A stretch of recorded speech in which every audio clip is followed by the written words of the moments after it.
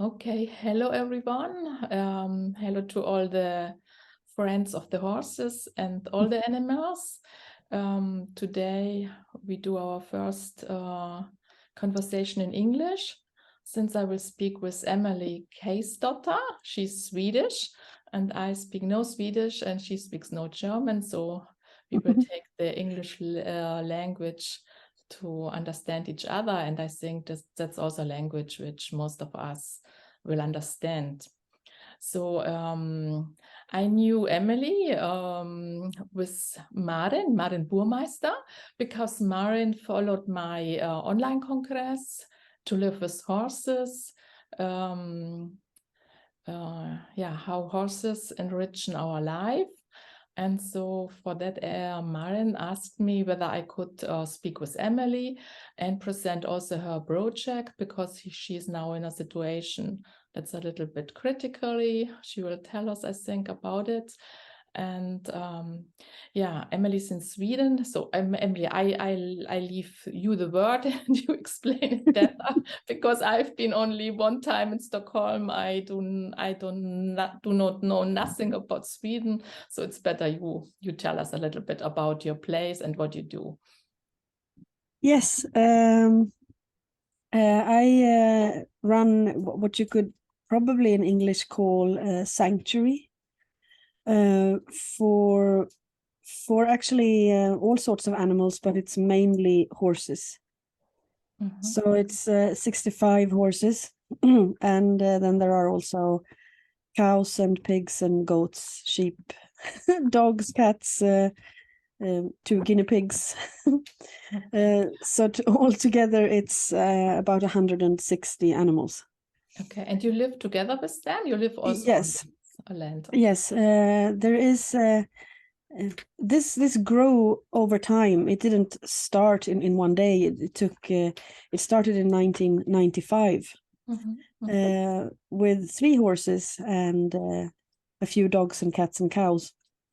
But the original idea, my work is to help people with their animals, and it's mainly horses, through a kind of empathic communication with animals, which is a bit hard to explain, but because it's, as you probably understand, it's not like a conversation, but it's more like a much deeper meeting where you experience the reality of the other one inside of yourself. So my job is to visit people and their animals and try to understand the animal's point of view, or what the animal is experiencing, to try to solve problems. But in many of these cases, the problems are difficult to solve, because for many horses the situation is quite unnatural. I mean, we ask a lot of them to live in enclosed areas, to be ridden in certain ways, or to compete, or to be obedient in a way that perhaps not is aligned with their natural behavior. And the more I realize this, and I meet all these animals that will be put down if they don't adjust to the human needs, it felt naturally wrong that that's their situation. And living far out in the Swedish forest at a very low cost, because it's very basic living in a tiny house and in an area that is not very populated, so it's lots of space. And then I brought these animals home. And how many space you have where you live now? Well, where I live now, because over the years they became so many. So at home where I live, there is a winter field for half of the horses. So we have about 30 horses at home, and they have, in the winter, they have stables where they can go in and out as they want. And they have free access to hay and straw and water, of course, and extra feeding for the ones that are, some of them are very old. Out of these 65 horses now, it's 6 of them are over 30, and about 45 of them are over 20. So when they live like this, if nothing happens that is out of our control, they become quite old. They are never sold. The point is not to rehabilitate them.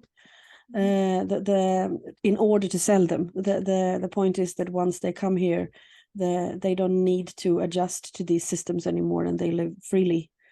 If they are interested in riding or walking or whatever they might want to do with people, they can do that. But if they're not interested, they are just. The idea is that the human being should not be in the center of this. It's that they mainly live together with their own species or mixed, because the sheep and goats are, because they also live at home, they run freely completely, and they eat and sleep with the horses. And because there's so many horses, we also rent another winter field. So in the winter we split them in 2 groups, and in the autumn they choose which group they want to be in. Okay, that sounds really lovely. So that's also my idea. I want to have all over the world places like yours, and so it's very needed, because, well, I guess a lot of humans are not happy inside of our systems either. But perhaps we don't know any other option, so we believe we have to treat horses in this way, or force them, or do certain things to them, because that's what we are taught to do. And the whole idea of submission and the human being the leader is very widely spread.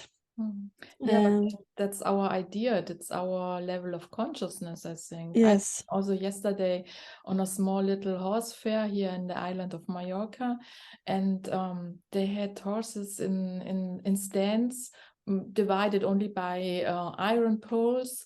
They had the halter on, and they were with the ropes kept out on each side, one beside each other. And all the people of the fair going there and touching them in the face. And then there was one little boy with his mother, and one horse tried like to bite the boy, and he was a little bit scared. And I asked him, do you want to be touched in your face?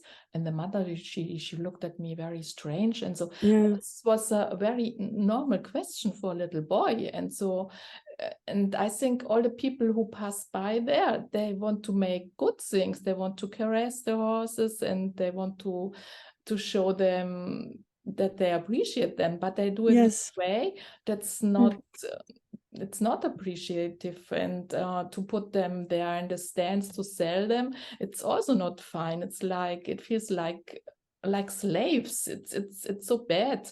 And until we have people who think it nearly normal, things like that. So it's really, we have to always inform, because we can only by information, I think we can solve things like that.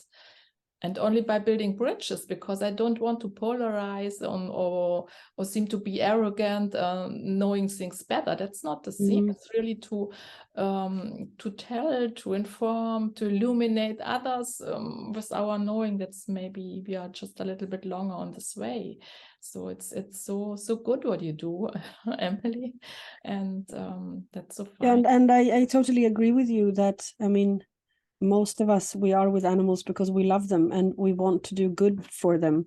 But it's very hard for us to understand what they truly experience. How is it for a horse to be touched in the face when you can't move, or when you can't move away? And until we practice compassion in this way and tell these stories to each other, we will not know. So it's like you say, it's very important that it's not to judge anyone, or to feel or to be arrogant in any way, thinking that we know the truth or whatever. But this is the experience from meeting animals from this point of view, that it's the culture around animals, and in this case particularly horses, are in many ways going against what would be their normal natural behavior. And when we then punish them for things that they are not designed to be able to do, it affects their self-confidence in a very drastic way. And there are so many horses that doesn't function in this culture, and what should we do with all of them? Usually we sell them on a couple of times, and people try to fix it in different ways, and eventually they are put down. And there are so many of them that it's not really justified to have a system where so many horses are just thrown to the side. Mm-hmm. So I wanted to create a place where you are allowed to be, where there's space to be exactly who you are, without that it's not that there are no pressure, that there is not, you can only live here if you can be nice to me, or you can only survive if you stop biting. It's like, okay, I want to understand why you bite and what we can do to be able to live together. And what you do, it's so worthy. It's really, I see it the same way, because I always ask myself, why are horses still with us, with all the things we do with them? We took them to wars, like for transportation. They had to work in agriculture for us, and now they are like sport equipment. So I think what's beyond all this, why they are still with us? And I think I'm always looking on Chiron, on this centaur, so this half human and half horse. And so I think the horses and human meet together because it's for healing. It's for healing the planet, for healing each other, and to make to do this purpose, this task. The horses need to be as free as possible. They need their living space, because if they are put in boxes, like humans are in boxes, then nobody can live his potential. And I think we really should find ways to give not only the horses are maybe the thing we see most, and it's more difficult because they're huge animals. They need space. It costs to maintain them, and we need to find possibilities to share also the costs of the animals. It's like your thing now, and then you need place for them, and you need to finance the thing you do. So I think we really should do this shift in consciousness and come together and look what we can create together.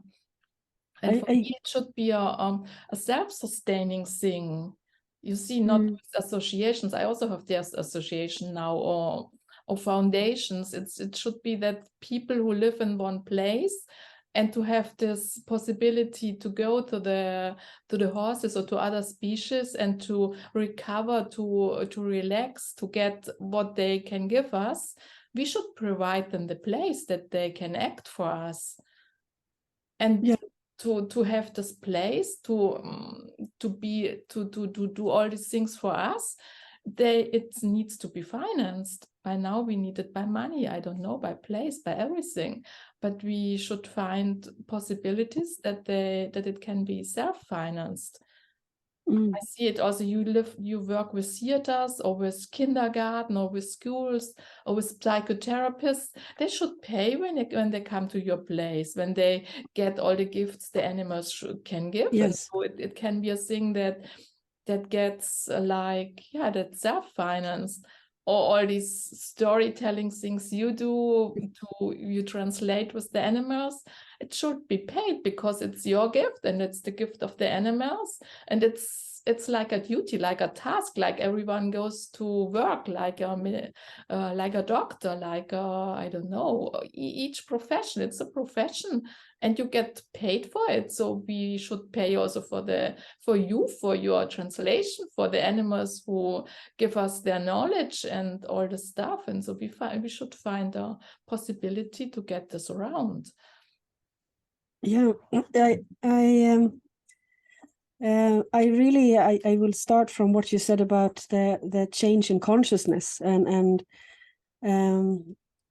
we so often think that horses do things to be disobedient, but I think they have proven by now that that's not even close to how they are thinking, because nature is based on cooperation. Even if it may appear cruel or difficult for us to understand, but if you go deeper into it, there is this deep interconnection between all living things. So they are by nature generous, and they don't want to harm this creation. But as humans, we seem to have this fear, and it's like you say, we've dragged them through wars and hard work in mines or in the agriculture, and as competition horses. I don't say that they're not horses that can enjoy that, but but the fact that we take it for granted is problematic. That's it. And if you communicate to horses about this particular situation, many of them describe that, well, they've done all this to a great cost, actually. But their real mission at this point in time is to help change the human consciousness. That's it. Because it's needed for this planet, not only for the horses, but for the entire planet. That's it. And how we can do this together, Emelie? So you have a place, and you need also the money to maintain the place. Yes, what we need now, or the situation now, is we have different systems to maintain it. And one basic system that is working well is a non-profit organization that we call it höfadder in Swedish, which means that you are supporting the bill for the hay, because there is, like you say, these are costly things. They eat, these huge big bales of hay, like these round ones, they eat 500 a year. So people give a small amount of money. The horses were always talking about how this place would be built by many small generous, good intended acts. So many people pay a small amount to help the hay, and in return they get letters with the stories that the animals are telling. And this is a beautiful system, I think. Yes. And that maintains the base, especially the winter base. But then we have the summer base that so far has been solved by people leasing land to us, almost always without cost, because they get a grant from the government for the grass being grazed. And this is the situation that has now become crucial, because of politics, basically.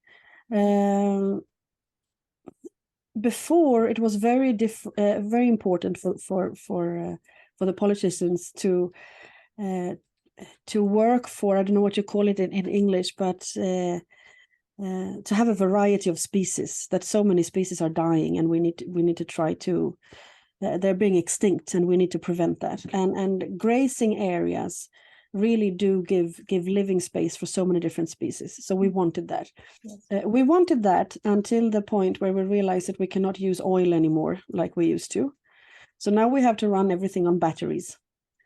So now grazing fields are being transformed into solar panel stations. That's so bad.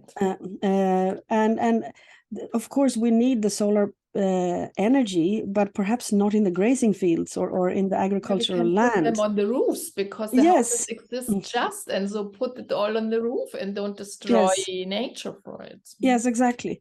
But this is what happens now. So if you are a landowner in Sweden, you will get a lot more for putting solar panels than what you would get if the grass is being grazed. And because we cut down so many trees in this country, we are also the balance, the carbon monoxide balance is shifted because of that. But instead of cutting down less trees, which would mean less money, right? You get paid for planting more trees in other places. So you also get more paid for planting forests on agricultural land than keeping it open. And these are not natural forests. These are, identical trees being put in rows, which really isn't good for anyone. Yes, made by men. So we have really to change our yes. And I think can only happen if we inform, and if we talk together, if we connect, if we find places, if we make, maybe as in Frisco, like you do it, we make one, how it's like a lighthouse. So you are the first, or one of the first one who creates a place like this, and so other people, other countries can learn from this and take your experiences and put it on their place, to combine it with their situations. But we have to start it. It cannot be that it's more important to have solar fields or grown trees. I don't know. And trees that are only that. Yeah, and the trees are only grown with the purpose of cutting them down to earn more money. So, because you get the grant for putting the trees, so you will change the number for the carbon monoxide. but then you're anyway going to cut them down. So we never look at the wholeness of the picture. We just see what can I personally gain at this time. And when you run a society like that, it will fall apart, and that's where we are. And then on top of that, one of the biggest grazing lands that we have, that farm is up for sale because of a situation inside of that family. That's not political. But all of that together means that we are losing half of our grazing lands. And at first, because you get very sad and devastated by the news, you think that this is the end and we can't make it anymore. Then you're thinking, but it can't be. I truly don't believe that this is not meant to be. But what we realized is that, okay, so now we need help. Because the idea that came out of this crisis is the idea of collecting money to build a foundation. A foundation can only be built around something material, like gathering money, collecting money through a non-profit organization that can then be transformed into land. Because what we realized, you talked about slavery, and I think exactly in the same way, when we buy a horse, we buy it not from the horse itself, we pay someone else for the service that we are then expecting from the horse. It's quite crazy if you think about it. So when animals come here, the ownership, the contract of ownership is being put onto me because I have all the permissions from the government and so on to have these animals. Because in Sweden we check this very thoroughly for good and bad. Could be very bureaucratic. But anyway, what happens then is that I don't see myself as the owner of this animal, because I don't believe in the concept of that you can own anything living. That's right. You're the head man or head woman. Yeah. I have a responsibility to maintain what we have taken away from them, because I would love to just let them loose in the forest to live freely, but I can't do that because there are landowners, there are big roads, this is not the culture we have. So I have to try to do the best I can with what I have.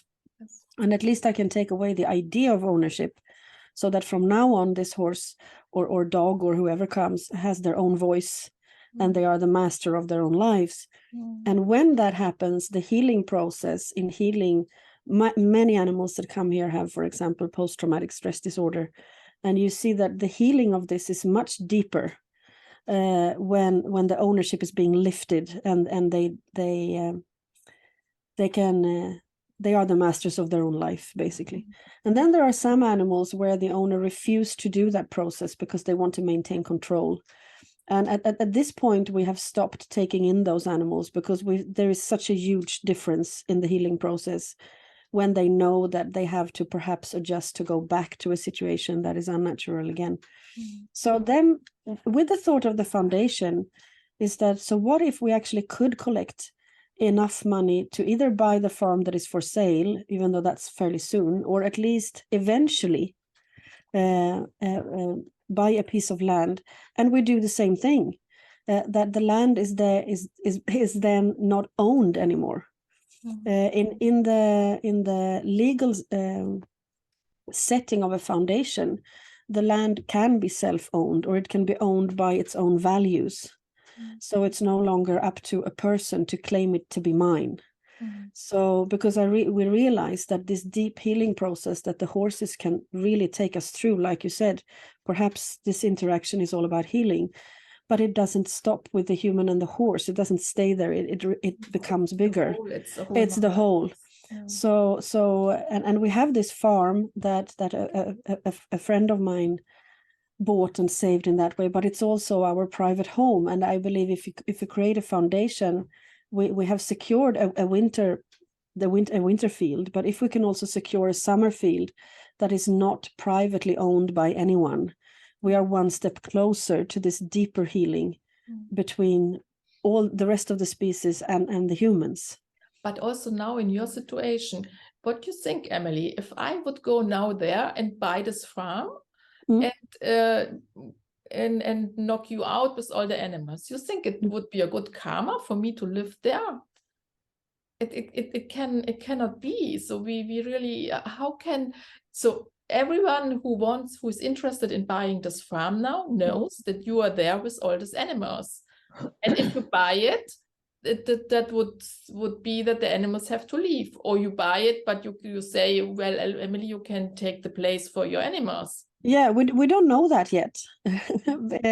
If we are really lucky, there could be a buyer that would let us stay. But I also realize, and that would be, of course, very, very good. But what we also realize with this situation is that if you think even into a longer future, it would be good if not all the grazing land was on lease, because then we would always be like this horse that never owns itself, not for the sake of owning it and then be safe, but for releasing the idea of ownership for the healing of the land. If that could be part of what we do, it would never be all of the grazing land, because we need about 100 hectares to graze all these animals. For this, and I think, asked you how much place you have, because with all yeah, these animals. yeah, we graze about 100 hectares for other people every year. And I think there's also a point in shifting the animals around to different places to meet different people and to be in this situation. So that would not be taken away. But if part of it could be secured in a foundation way, it means that it could continue beyond my lifetime. Which I think is the next step, that we're not doing this as a personal project. It should be able to grow beyond me. Yeah, but I see this just with Maren, who she connected with me, and I see also your internet site. They are well done. They are very nice, and so I think you have people around you who are providing you with what they can. Yeah, to definitely. maintain this, and so that's the step. What I tell you, it's everybody has his own potential and takes his potential to give it in the way he can. Maybe somebody is communicative. Marion is German, so she can speak with me, she can contact me. Or you have young girls who are very nice in internet and in creating websites, things like that. And maybe you have somebody who has money, who gives you hay for the horses, or somebody who has no work but helps you with the horses. So it's everybody can do what he can do and at his starting point. Definitely. And I think that's how it has to be done, that everyone gives what they have, like this generosity that we speak about, that the animals and all the other species have. We have it too. We're just not used to using it for something bigger than ourselves. And I think we need to do that in order to also to feel like a true joy in this life. I think we are meant to give, not really to just to give always find it should be a circle. If not, it's not fine. Yeah, and then we have like these courses as well, and Maren is being part of, where the horses are doing this job in a very hands-on way, in practically teaching people about a more compassionate relationship with the rest of this creation. And it's possible. It really is possible for them to pass this on to us. We need to practice, and it's not easy, but it's not impossible. So it's really worth doing it. And like you say, perhaps it's like a lighthouse. It's a very good picture, because obviously it's not meant to just stay in this remote area to only be known by a few locals. It's clearly these stories are pushing to get out, and this situation are pushing us to do that, and that is a good thing. So it's a stressful thing with the grazing, although underneath it I have to feel trust that there is a way. Even if there could be some difficult years in finding this way, it's still, we would never get rid of the animals or split up the herds, or we will not do that. We will try everything to find ways in it. No, because it's as I tell you, Emelie, it cannot be. I do not know your place, but just to imagine somebody buys it and knocks you out of this place, it cannot be. He cannot do nothing good with this place. Whether he puts solar panels, he cannot earn money with this, or plant trees, which when you get out animals for this, it cannot be a good thing from the heart. And I think we living in a world where what you put out, you get very in a very short time you get answers for that. And so I think it would not be the way to sell it and use it for, not, I don't know, to put a golf place there. It's not, it doesn't work. Would not be something where you can earn money with it if you damage the lives of others with this. So I think it may not work any longer like this. So that's my conviction. Now we have to feel hope, and if there is clearly a kind of transition now in this path, and the next step to find a more long-term base is obviously through the sharing of these stories. Between more people, because I guess that's what is needed, seen from a much wider picture. Because like you say, the suffering and the unawareness of a suffering that has no voice, we need to do something there, because we will not really change our lifestyles before we can truly feel what it does. Yeah, but I think we need in the whole world more of these heaven of tranquility places. Yes. For mankind, because we live in such a stressed world, and the animals and the nature, they can provide us with things we need, and we have also to sustain the possibilities for the animals to help us in this way. Yeah, this we can only do when we connect each other, and if we make these lighthouses. You make it in Sweden, you can make it in every country, and much more in the countries, because every now and then you need to put it for the people of this area, because they should be able to come there and to fill up their energies with the animals there, with the nature there. And this we need to provide this as humans, because we are building streets and houses and cities without thinking of the other species, and this is not correct, and we really need to shift this. And you make it with the storytelling, with the animals, and maybe with the foundation, but we need to connect each other, to get wider, to get along, to get visible, also to explain what we have to say. Yes, and that there is a kind of hope in that there are other ways of doing it. Yes. I think many people feel that there are lots of things that is wrong with this society, but we can't phrase it, and we wouldn't know what other option there would be. And the horses have also phrased this by saying that people need places to practice. If we are to move away from our isolation, and we need places where we can practice. And if you wonder what the noise is, it's something that sits on the fireplace that makes the air circulate. And one really important thing for humans, they explain it, is a place where they don't feel that they're being judged.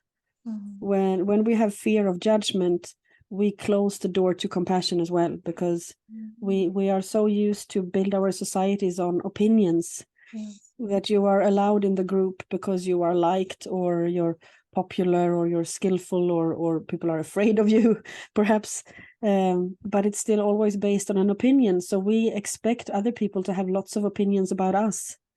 And when we build our groups from that angle, we have lots of defense mechanisms to close out the world. So we need to be in a place where, I mean, I wanted to build this place for animals to not feel that they have to give something in order to be kept alive by us. But apparently the animals wanted to build that kind of place for humans. Yeah, so they also know they have a duty, they have a task, they won't do their tasks. It's like, yes, definitely. You won't stay only at home with your chips and your television, and so it's everybody wants to integrate himself in society, in the world, in living with others, with other species also. And I think the animals are very close to us in this also. They also want to have a sense in their life. Yeah, So it's like they're not throwing us off this planet, like you said in the beginning. Wouldn't it? It's amazing that they still want to be with us, but Yes, because that's it. basically they haven't given up on us, Yes. which is very humbling when you think about it.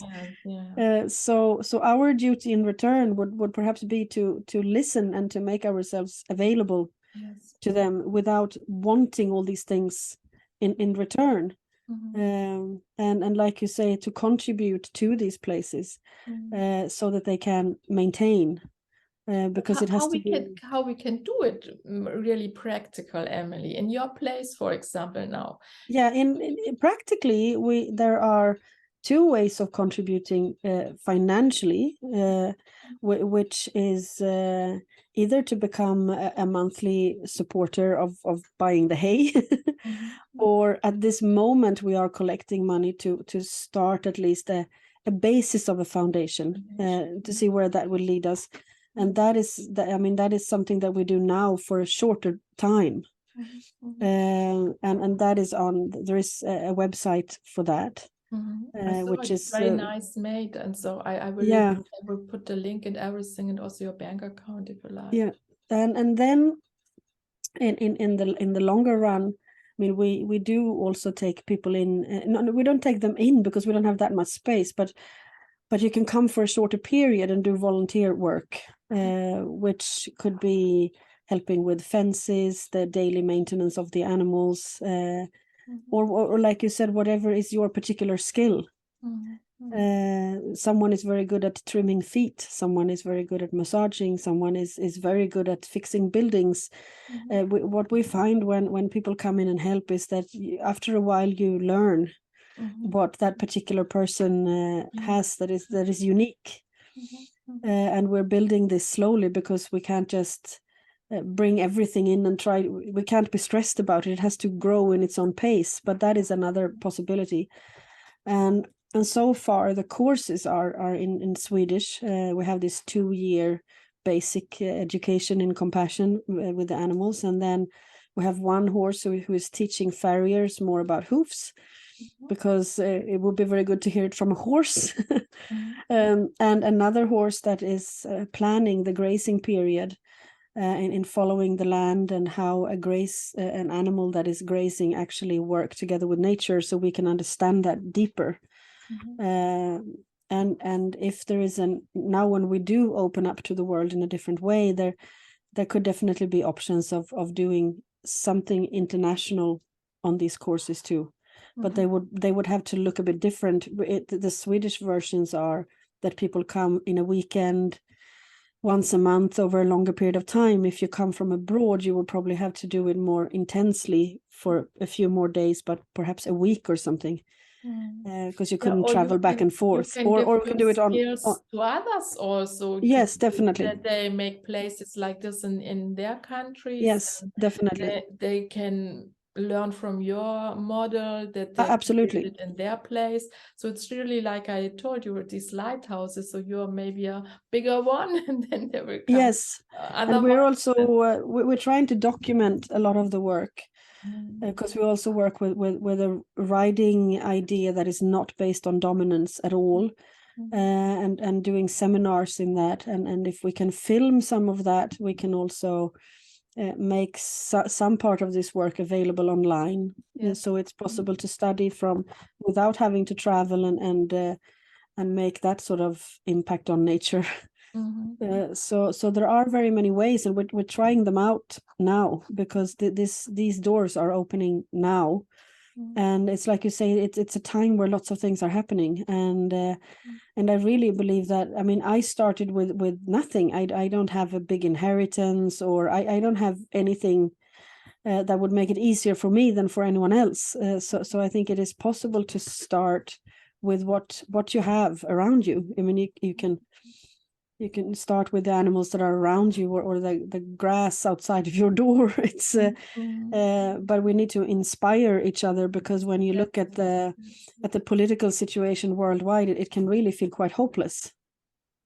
So we need to see that it's not hopeless if you look at anything you do in moving towards a more compassionate way of life. It will make a difference. Yeah, but for this is so important to install these safe havens for other people to come. Yes. And for sure, these havens also need money and they need to be financed by now. Maybe once we live without money, I don't know, but by now we need it. For now we have the the system. the animals need it, and you can talk about you live from light, from the sunlight, but I'm still eating. Our animals are still eating. So definitely, it's a very practical. But we have to practice with the now, and so yes, definitely. And I think many people want to be part of something like this, but perhaps they don't know how, or they don't even know it exists. It's so important to get visible, to connect with each other who have similar ideas, to interchange our experiences. No competition, because it doesn't make sense. No, there is really no competition. We have the same target, the same aim, and so then yes, and the more knowledge, and the more places like this that will grow out of the land, it will also become like a more normal thing. Yes, that's what I wish so much. It's my big vision to get. And mine too. We have a lot in common. Yeah, I think so. I hope we will do things together also. Yes, I really hope so as well. And I was so happy to hear you. I mean, this is the first time we meet.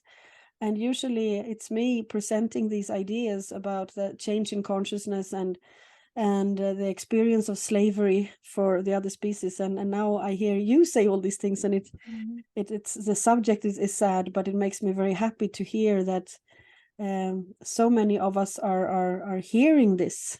Yeah, I think from our surroundings all over the world. Only that you made just a big part of it, because if you started just in 1995, and now it's like this, how it's called, of the fungicide things, and it's when you see all these little sparkling things which get up on the whole world. Miocene, how it's called, of the whether it's under the earth, it's just everything developing, and so when it comes out, so it's like in springtime, everything comes out, and so I think we are more than we guess, and to make it very to know each other, to get vision, and to make also by online. It's I'm not so very technical, but I think I'm not technical at all, but for me it's the same, but it's our system by now, and I see it with your website. It's done very nice, and I think you have people who engage in these things, and so it's fine.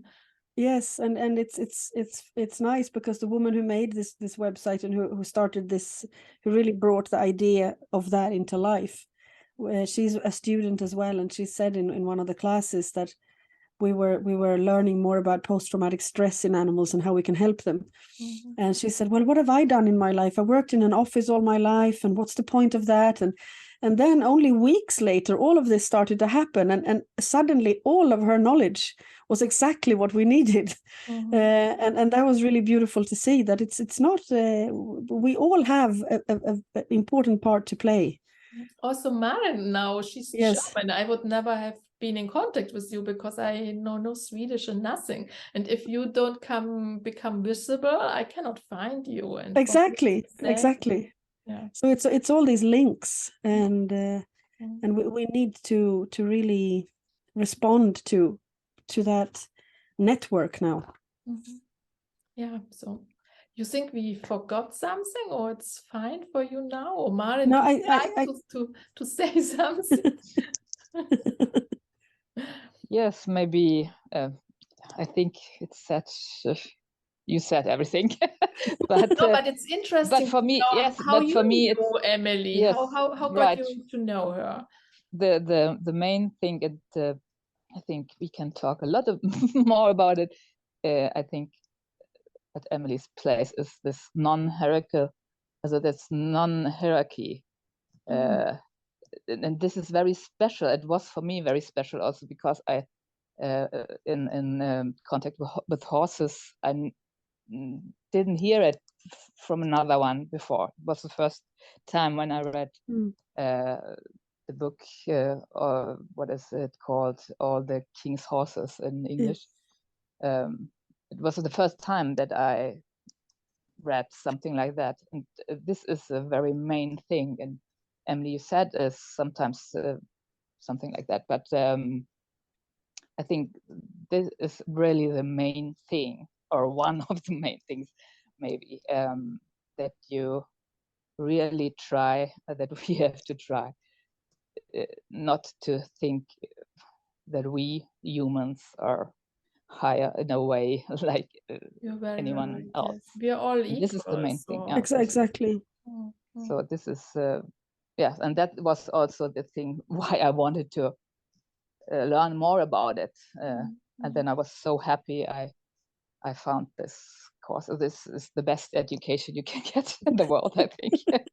Yeah, so it's very nice. It has to spread all over the world because of what I told you of this fair yesterday here in Mallorca.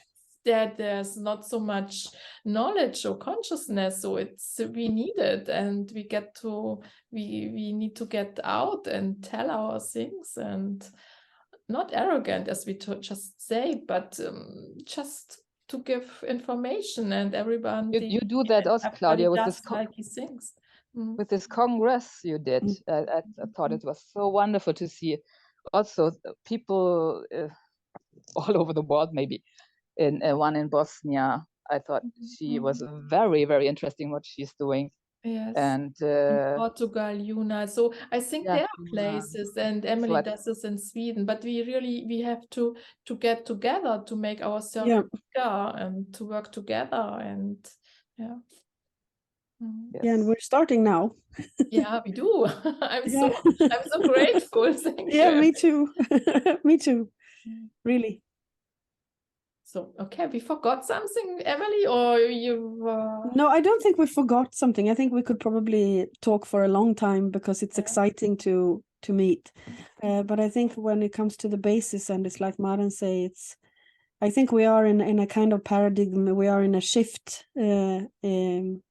where we have to make choices. Yes. Because obviously the road that we've been on so far is coming to an end.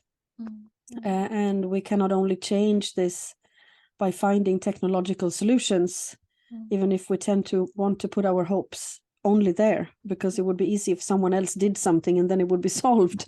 But we have to do something with ourselves in changing our way of being, our place as human beings in this creation. And we need to help each other there, and we need help from all the other species because they have found that way. I mean, they live on this planet without destroying it, without destroying the living space for each other. They know how to be on this planet. And we have so many courses and schools in animals learning to do what people tell them to do, but it's quite irrelevant if you look at it from that angle. What if we just tried to change that just to see what happens if they would be the teachers for us. And eventually, like you say, we are not to be submissive to them, but to find an equality. Yes, that's it. Okay, so Emelie, thank you so much for your time. Thank you. For all thank you you do, for what you share. And I think we will meet each other, and you will tell us how things proceed with your place. Definitely. And hopefully you find or by yourself with the foundation the money, or you find a nice buyer who leaves you there with the animals. That should also be an option. But I'm sure you find a good way for you and for all the animals, and so yeah. I give all my pleasure and all my heart from the bottom of my heart for it. So and I make all the links and everything, and I'm glad to hear you again. Thank you so much, Emelie. Definitely. Thank you, Maren, to have connected each other. Thank you.